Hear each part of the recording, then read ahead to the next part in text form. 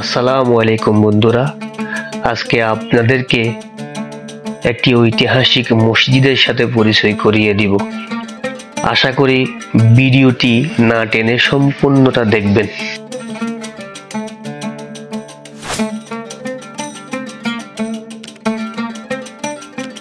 চট্টগ্রামের ফটিকছড়ি উপজেলার জুনিরবাফের মসজিদ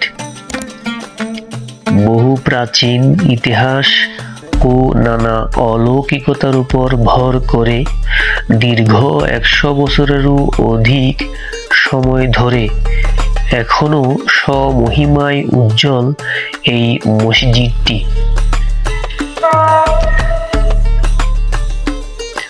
ঐতিহাসিক জুনিরবাফের মসজিদটির অবস্থান ফটিকছড়ি উপজেলা সদর থেকে প্রায় 16 কিলোমিটার দক্ষিণে জাফতনগর ইউনিয়নের ফতেপুর গ্রামে। এটি চট্টগ্রাম শহর থেকে প্রায় 30 কিলোমিটার দূরে অবস্থিত। ইতিহাস ঐতিহ্যে সমৃদ্ধ উপজেলার মধ্যে অন্যতম একটি উপজেলা ফটিকছড়ি। এই উপজেলায় প্রাচীন স্থাপত্যের বহু নিদর্শন রয়েছে। তার মধ্যে একটি হচ্ছে জুনিরবাফের মসজিদ।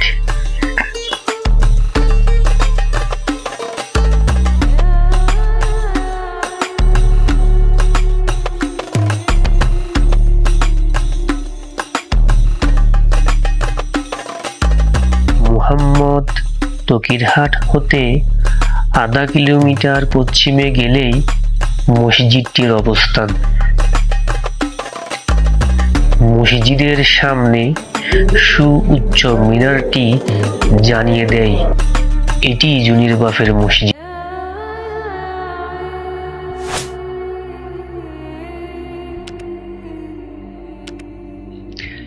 এই মসজিদ প্রতিষ্ঠার সঠিক ইতিহাস কেউ দিতে না পারলেও স্থানীয় প্রবীণদের মতে আনুমানিক 150 বছর আগে মসজিদটি প্রতিষ্ঠিত হয়।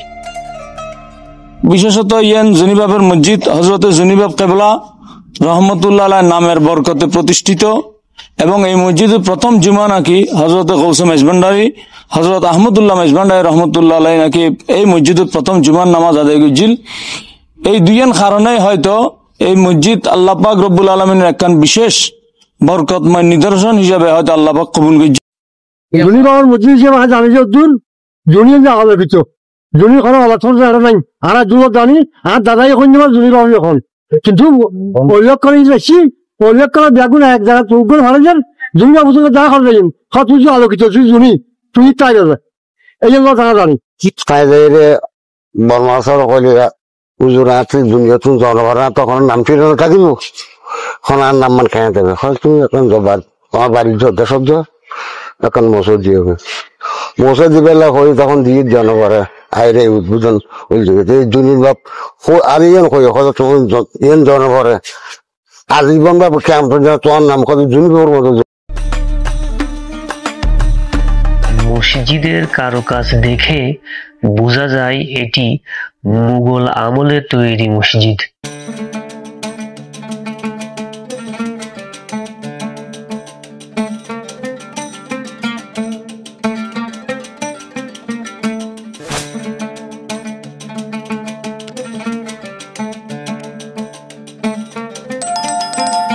সে সময়ের স্থানীয় বাসিন্দা আব্দুর রহমান ছিলেন উপজেলার মাইজভান্ডার দরবার শরীফের আধ্যাত্মিক সাধক গাউসুল আজম মাইজভান্ডারী সৈয়দ আহমদুল্লাহ মাইজভান্ডারীর একনিষ্ঠ ভক্ত। সে সুবাদে সৈয়দ আহমদুল্লাহ মাইজভান্ডারী ওই এলাকায় বেশি যাওয়া আসা করতেন। জনশ্রুতি মতে বর্তমান মসজিদ স্থানটি সে সময়ে ঝোপ জঙ্গলে ভরপুর ছিল। একদিন হযরত আহমদুল্লাহ মাইজভান্ডারী ওনার ভক্ত আব্দুর রহমান সহ স্থানীয় বাসিন্দাদের ডেকে বললেন, তোমরা এই ঝোপ জঙ্গল পরিষ্কার করে বাঁশ বেড়ার সাহায্যে এখানে একটি মসজিদ নির্মাণ করো। আমি পরবর্তী সপ্তাহে এসে উক্ত মসজিদে জুমা পড়াবো। কথা মতো হযরত আহমদুল্লাহ মজবন্দারি বাঁশ ও বেড়ার তৈরি নবনির্মিত মসজিদে জুমা পড়ালেন। তিনি দোয়া করলেন এবং সবাইকে জানিয়ে গেলেন এই মসজিদ একদিন জোনাকির মতো আলো ছড়াবে। সে দেখে নাম হলো জুনির বাফের মসজিদ।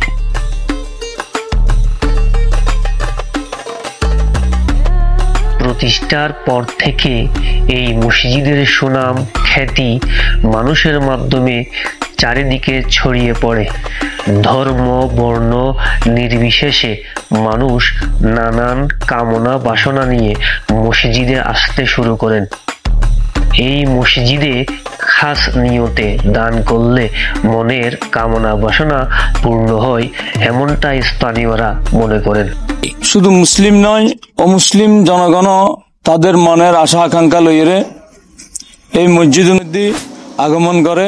তারা বাইরে তাহিয়ে তারার মতো তারা প্রার্থনা আরজি তারা করে এবং পরবর্তী খবর পাই তারার আরজিও নাকি কবুল হয়। এই কারণে এই মসজিদের মধ্যে বিশেষ বিশেষ মান্নত করি অনেকে আইলি এই মসজিদের মধ্যে কোরআন তেলাওয়াত করায়, কোরআন শরীফ দান করে, মিলাদ শরীফ ফরাইলে প্রত্যেকের আরজি প্রত্যেকের মনের বাসনা পূর্ণ হয় বলে খবর পাওয়া গিয়ে।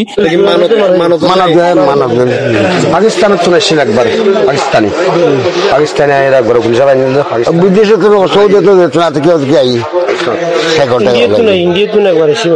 হনাকানে মাই ফল মানে নিগিতু কত বাচ্চা হইলে হনাকান আপদ বিপদ হইলে মানে আইজন বার হোসাইদিন দি হনাকান তাবর দিম মানে কানসিনি দিম বিভিন্ন জায়গা তো নেই একবার ইন্ডিয়া তো পর্যন্ত এসে দেখি আর সৌদি দিয়ে দেখি হই।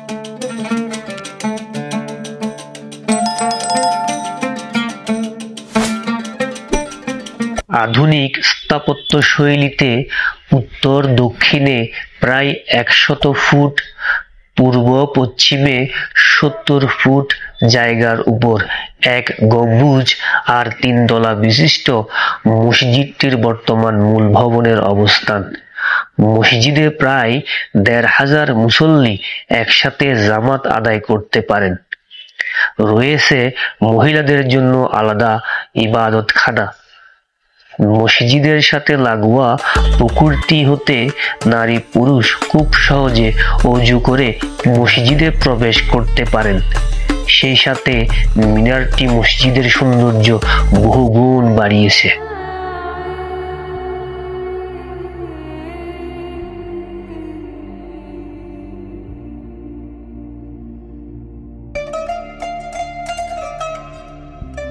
এই মসজিদে প্রতি ওয়াক্তে বহু মানুষের সমাগম হয়, তবে শুক্রবারে 1500-এর অধিক মানুষ একসাথে জুমার নামাজ আদায় করে থাকেন।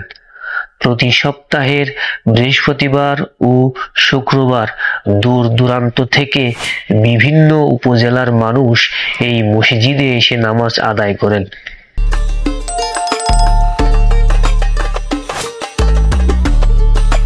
মসজিদের চারিদিকে সবুজে ঘেরা, মনে হবে সবুজের সমারোহে দাঁড়িয়ে আছে কোনো এক চমৎকার শৈল্পিক স্থাপনা।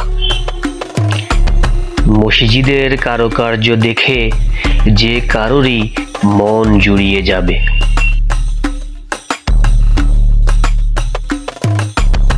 মসজিদটি যখন বানানো হয়েছিল তখন কিরকম ছিল এবং পরবর্তীতে অবকাঠামোগত পরিবর্তন কিভাবে হলো এলাকার মানুষের মুখ থেকে শোনার চেষ্টা করি।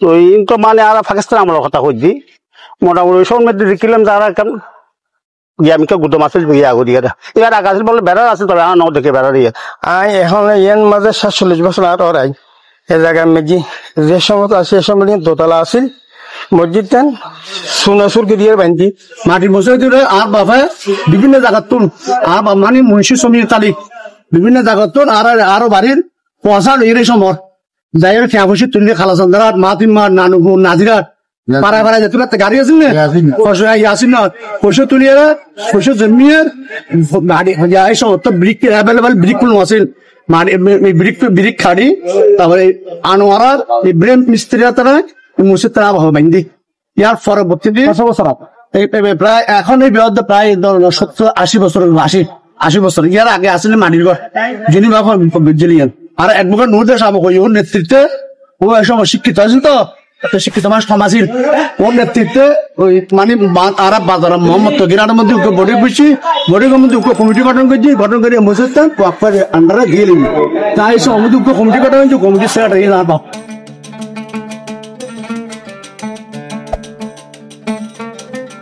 মসজিদের প্রয়োজনীয় উন্নয়ন করার পর অবশিষ্ট অর্থ দিয়ে মসজিদের পাশেই প্রতিষ্ঠা করা হয়েছে দাখিল মাদ্রাসা। এই মাদ্রাসায় শত শত শিক্ষার্থী নিয়মিত কোরআনের শিক্ষা গ্রহণ করছেন। যেহেতু মসজিদের মধ্যে অনেকে দান সৎকার করে, তো মসজিদের দান সৎকার অনেক বেশি হয়ে যায়। মসজিদের মধ্যে পর্যাপ্ত খরচ করানোর পরেও যেহেতু পর্যাপ্ত টিয়া উদ্বৃত্ত থাকি যাবে, তখন এলাকাবাসী এবং মসজিদ কমিটি চিন্তা করলে একটা মাদ্রাসা প্রতিষ্ঠা করলে মনে হয় ভালো হয়। তখন 1994 সালের মধ্যে এই এখন জুনিবাবের নামেই একটা মাদ্রাসা প্রতিষ্ঠিত হয়ে যেখানে প্রাতিষ্ঠানিক নাম হল ফতেপুর জেবি নুরিয়া দাখিল মাদ্রাসা। 2011 সাল পর্যন্ত আমি মাদ্রাসা সুপারিনটেন্ডেন্টের দায়িত্ব পালন করিয়াছিলাম এবং আর আমলতে সুপারিনটেন্ডেন্ট দায়িত্ব পালন করেন সময়ে এই ফতেপুর জেবি নুরিয়া দাখিল মাদ্রাসা বোর্ডের স্বীকৃতি লাভ করছি। কখনো যদি সুযোগ হয় আপনি একবার গিয়ে ঘুরে আসবেন, নামাজ আদায় করে আসবেন, আপনার মন শীতল হয়ে যাবে। ভিডিওটি যদি ভালো লাগে তাহলে লাইক, কমেন্ট ও শেয়ার করবেন। আর আপনি যদি আমার চ্যানেলে নতুন হয়ে থাকেন সাবস্ক্রাইব করতে ভুলবেন না। আপনারা সবাই ভালো থাকবেন, সুস্থ থাকবেন। আল্লাহ হাফেজ।